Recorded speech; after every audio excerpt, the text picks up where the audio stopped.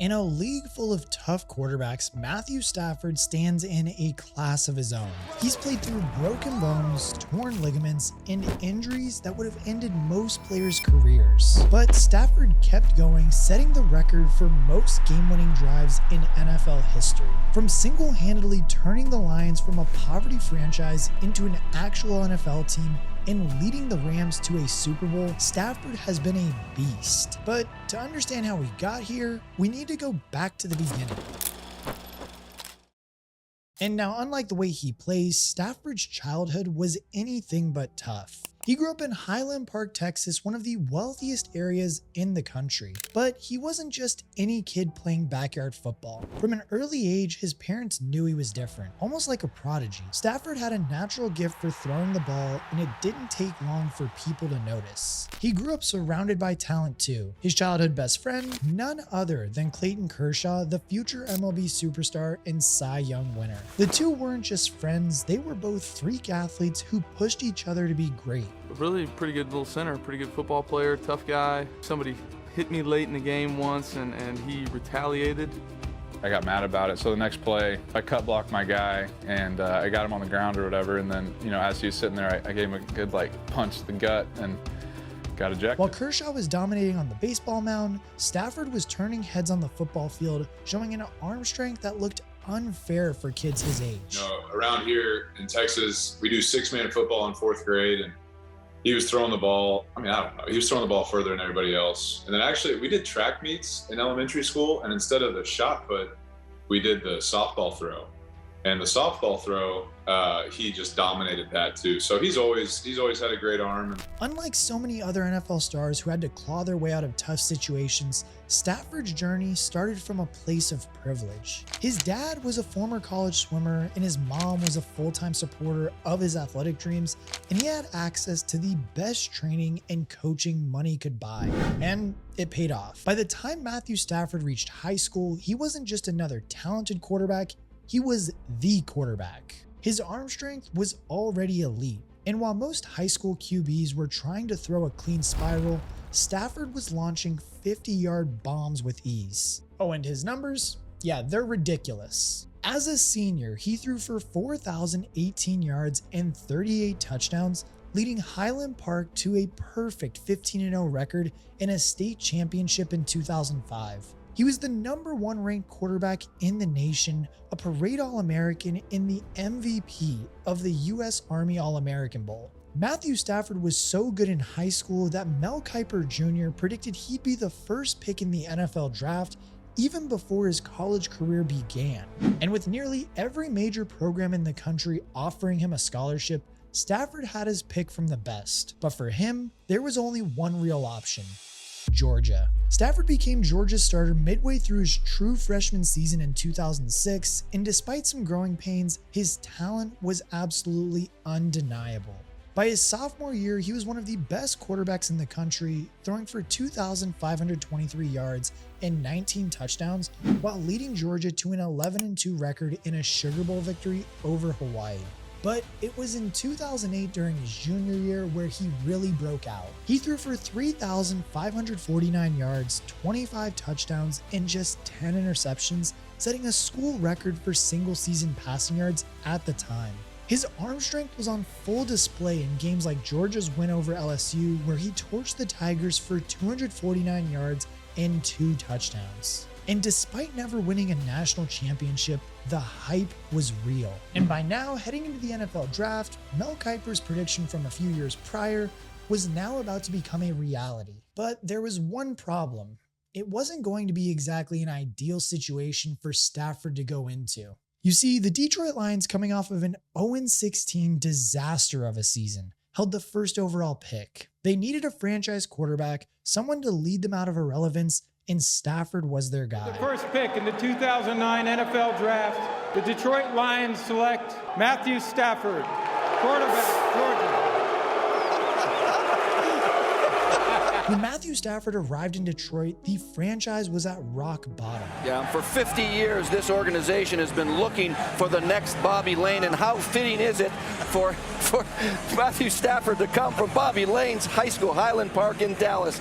They've got to surround this guy. He's got all the talent in the world, we know that, but now they've got to improve the rest of that football team to give that quarterback a chance. The Lions had just suffered the first ever 0-16 season in NFL history, but there was one positive. They got a big arm quarterback, and I tell you this, they got a great receiver. A 6'5", 237-pound freak of nature wide receiver, better known as Megatron. In his very first game, Stafford threw a touchdown pass to Calvin Johnson in a comeback win over the New Orleans Saints, signaling the start of what would become one of the most promising quarterback-wide receiver duos in the NFL. Stafford's cannon arm was on full display from day one, but it wasn't always pretty. He threw 13 touchdowns and 20 interceptions in his rookie year, and despite the rough start, Stafford did show flashes of what he could become. He did manage to become the first rookie in NFL history to throw 5 touchdown passes in a single game during a 38-37 victory over the Cleveland Browns in Week 10. 20! 8 seconds remaining. Stafford takes the snap, sets in the pocket, rolls left. This is going to be it. He's got to get rid of it. Stafford sets, looks, now let it back to his right. Stafford looking for somewhere to go, sets and flows.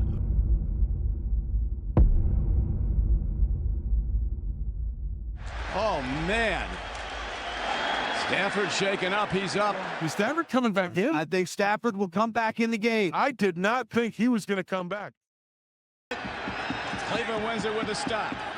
1 yard to gain. Throw. Touchdown, Detroit.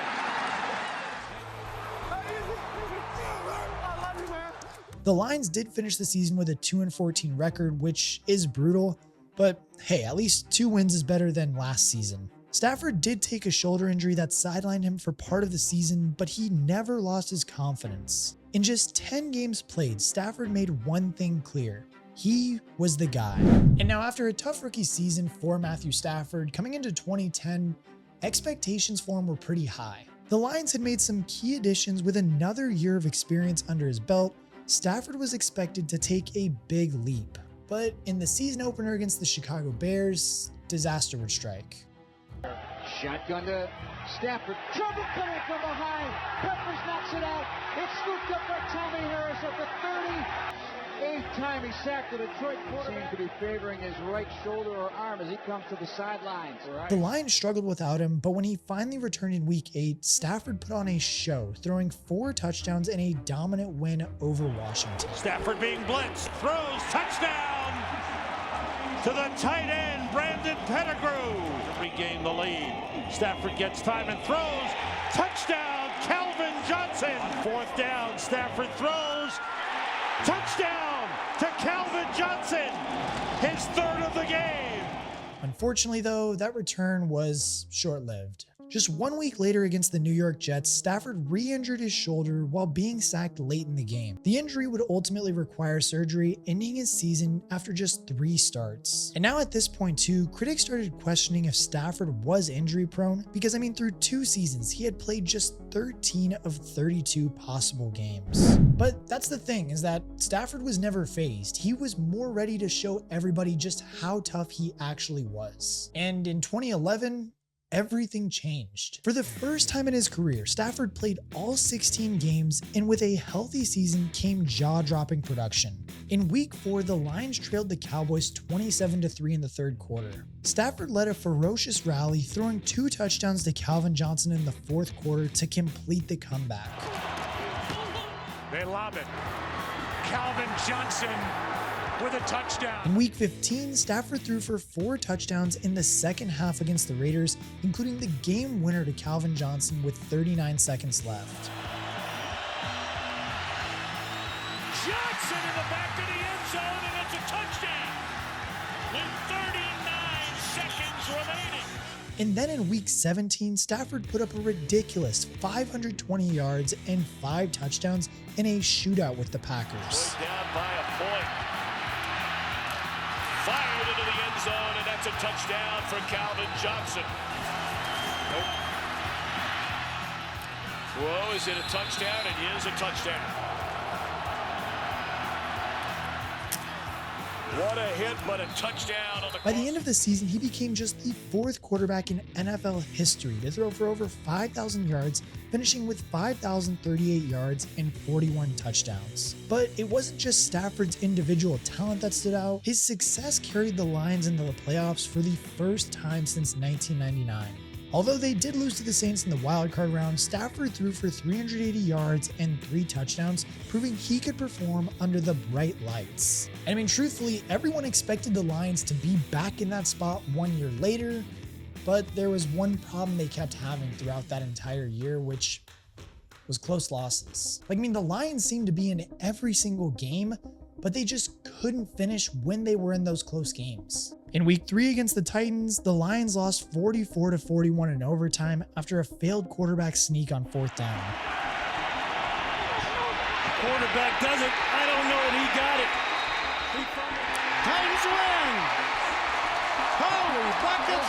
How you starting that one, Ryan? In week 9 against the Jags, the Lions dominated in yardage but struggled in the red zone, settling for field goals instead of touchdowns as they lost 24-20. In week 11, Detroit led 20-14 in the 4th quarter but gave up a late touchdown to Randall Cobb, losing 24-20 once again. After a solid 4-4 start, everything fell apart and the Lions went on to lose their final 8 games to finish 4-12. Stafford still put up the big numbers, throwing for 4,967 yards, but his touchdown total dropped from 41 in 2011 to just 20 in 2012. A big part of that was the red zone struggles. I mean, he led the NFL in pass attempts with 727, yet the Lions failed to capitalize when it mattered most. But one thing did stand out. It was Calvin Johnson's historic season. With Stafford feeding him the ball, Megatron shattered Jerry Rice's single-season receiving yards record, finishing with 1,964 yards. Week after week, Stafford kept looking for Johnson, and while it didn't translate to wins, the two made NFL history together. After that disaster that was 2012, though, the Lions made several moves to reload around Matthew Stafford. They brought in Reggie Bush to finally give him a reliable weapon in the backfield, and expectations were once again sky high. With Stafford, Calvin Johnson still in his prime, and an upgraded offense, Detroit was ready to bounce back. And for a while, it really did look like they were bouncing back. The Lions started 6-3, and with Aaron Rodgers injured for the Green Bay Packers and Chicago dealing with their always quarterback issues, the NFC North was wide open. But then, it all fell apart. Detroit lost 6 of their final 7 games, finishing 7-9 and missing the playoffs. And just like in 2012, the biggest issue was blown leads and late game collapses. Despite another season with 4,600 plus passing yards and 29 touchdowns, Stafford's inconsistency late in games became a talking point. Could he actually win when it mattered most? Now, the biggest change in 2014 wasn't Stafford, it was the defense. With a dominant front led by Ndamukong Suh, Ziggy Ansah, DeAndre Levy, and Glover Quinn, Detroit's defense became one of the best in the league. They ranked 2nd in total defense and were the #1 rushing defense, holding opponents to just 69.3 rushing yards per game, and the results showed. By the end of the season, Detroit finished 11-5, their best record since 1991. Stafford had his first career win against a team with a winning record on the road, and for the first time, it felt like the Lions were finally built for playoff success. Even in the wildcard game against the Dallas Cowboys, Detroit came out swinging. Stafford led an early touchdown drive, and the Lions built up to a 20-7 lead in the 3rd quarter. The defense was pressuring Tony Romo, and for a moment, it looked like Detroit would win their first playoff game in over 20 years. Then, disaster struck. Incomplete, no flag, there it is, yes sir, Pettigrew is the intended receiver, Anthony Hitchens never turned and located, that'll be pass interference on the Cowboys. Wow. Boy, that was late. Have you ever seen that call picked up that late? Not at all. Hey, Pete, that's unbelievable. That's unbelievable, and you know it. You know it is, though. I know. After the controversial no call, Tony Romo led a go-ahead touchdown drive, and the Cowboys won the game 24-20, ending Detroit's season in absolute heartbreak. And in the following season, things continued to downward spiral. Detroit started the 2015 season 1-7 and were never able to recover. The offensive line collapsed, Stafford was constantly under pressure, and the running game was non-existent. He was sacked 44 times, the second most in the league, and at one point, he was even benched mid-game against Arizona after throwing 3 interceptions. GM Martin Mayhew and President Tom Lawan were fired, offensive coordinator Joe Lombardi was fired, and Lions fans were desperately hoping for a bounce back the following season. But coming into the 2016 season, there was one problem. Molly, Stephen A., no, it didn't surprise me.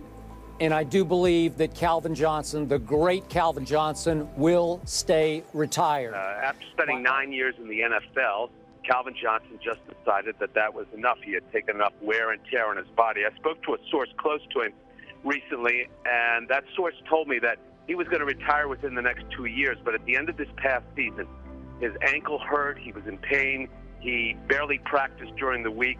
And the source told me that losing and injuries had taken a toll on him. But even without Megatron, there was one thing that Stafford knew for sure, and it was that he wasn't going to let the Lions collapse. He was too tough for that. Instead, he elevated his game to a level we had never seen Matthew Stafford get to, and it became one of the most entertaining NFL seasons anyone had ever seen. Stafford had become the most clutch quarterback in the NFL. Detroit found itself trailing in the fourth quarter almost every week, yet somehow Stafford kept pulling off miracle finishes. By the end of the regular season, Stafford had 8 fourth quarter comebacks, the most in NFL history for a single season. The Lions finished 9-7, making the playoffs, but the season ended with a brutal 26-6 loss to Seattle in the wildcard round as Stafford struggled against a dominant Seahawks defense. For the next couple of years, Stafford would kind of go up and down with the Lions, as in 2017 they did finish 9-7 again, but this time they missed the playoffs, and then all of a sudden things started to go downhill. The Lions finished 6-10 in 2018, and just a year later, injuries got to Stafford. In Week 9, Stafford suffered a back injury that kept him sidelined for the next 8 games. When he finally did return the following season, he played well, throwing for 4,084 yards and 26 touchdowns. But one thing was clear, the Lions had no shot at being Super Bowl contenders. Truthfully, the run game was awful, the offensive line couldn't block worth a damn, and well, the defense was giving up points like it was Halloween and they were handing out candy for free. Something needed to change, and that's when the phone rang. Well, Adam Schefter had the news first. Adam, talk about this trade. Did it happen quickly? What did you know about it as the day progressed on Saturday? News, a blockbuster trade in the NFL. Detroit is dealing Matthew Stafford to the LA Rams in exchange for 2 future first-round picks, a third-round pick, and Jared Goff. Better, and Matthew Stafford is not an MVP caliber player. He's a good quarterback. He's not a great one, but he's a good one. You give up Goff, 2 firsts, and a third? Think of the draft capital you gave up for Ramsey. One of these guys are going to draft in the first round again. Stephen A., basically what this trade says is they have to win a Super Bowl. They got to win a Super Bowl, what, in the next 2 years? Or it's a disaster. It was a bittersweet moment for many Lions fans who had watched Stafford grow from a young, talented, but often ignored quarterback into one of the league's best. Stafford had given it his all, but the constant cycle of disappointment and rebuilding in Detroit meant that his true potential had never been realized. But for Stafford, the trade was a long-awaited opportunity to finally compete for a Super Bowl. The Rams under new head coach Sean McVay had built a roster that was ready to win right then and there, with an elite defense led by Aaron Donald and an offense full of weapons like Cooper Kupp. And in that 2021 season, Stafford wasted no time settling into with his new team. In his Rams debut, he threw for 321 yards and 3 touchdowns in a 34-14 victory over the Chicago Bears in Week 1. He looked right at home, connecting with Cooper Kupp for a 2-touchdown performance, and the chemistry was almost immediate. And Stafford's deep ball accuracy seemed to open up the offense in ways that they hadn't been able to with Goff. The Rams started the season 7-1, and still, despite suffering a torn rib cartilage and torn ligaments in his thumb, Stafford played through it, and he was playing some of the best football of his career. He finished the season with 4,886 yards passing, 41 touchdowns, and just 17 interceptions, And this was by far his most efficient season as a pro with the help of Cooper Kupp, who led the league in receiving yards and touchdowns, finishing with 145 receptions, 1,947 yards, and 16 touchdowns. The Rams finished 12-5, winning the NFC West and securing a playoff spot. But Stafford had never been able to win a playoff game in Detroit. Could he do it now? Playoff game in SoFi Stadium history is Monday Night Football. The narrative of the week, Matthew Stafford. Can you get this team over the hump? As the playoffs started in the wildcard round against the Cardinals, he threw for 202 yards and 2 touchdowns, leading the Rams to a dominant 34-11 victory.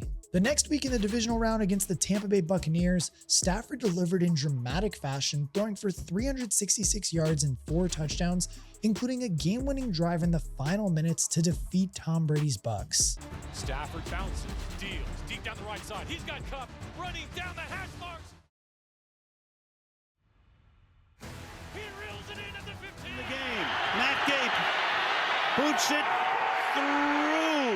The Rams had marched all the way to Super Bowl 56 to face the Cincinnati Bengals, where Stafford absolutely lit it up, throwing for 283 yards and 3 touchdowns, including a game-winning touchdown to Cooper Kupp in the fourth quarter.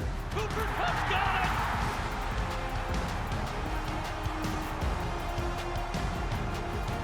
Cooper Kupp brings it in! The Rams won the game 23-20, finally giving Stafford his long-awaited first ever Super Bowl victory. After that Super Bowl win, the Rams definitely weren't the same team. I mean, star linebacker Von Miller left in free agency, Robert Woods, a key wide receiver, was traded to the Titans, and OBJ still hadn't re-signed with the team even after tearing his ACL in the Super Bowl. Even then though, Stafford started the 2022 season strong. However, injuries soon began to catch up with him. He dealt with a neck injury and elbow issues, which severely affected his performance. Meanwhile, heading into the 2023 season though, this team wasn't expected to do anything special. But surprisingly, the Rams were able to finish with a winning record, but they barely missed the playoffs. Finally, coming into the 2024 season once again, the Rams were expected to be a mediocre team. I mean, after all, Stafford was 36 years old and in his 14th NFL season. But Stafford did what Stafford does best and showed one thing that he's shown throughout his entire career: just how really tough he is. He fought hard, leading the Rams to a 10-7 record and even a playoff win against the Vikings. Like, I mean, even at his old age, he showed that he still has it this past season. And that's the thing too, Matthew Stafford isn't just a quarterback, he's the toughest quarterback in NFL history.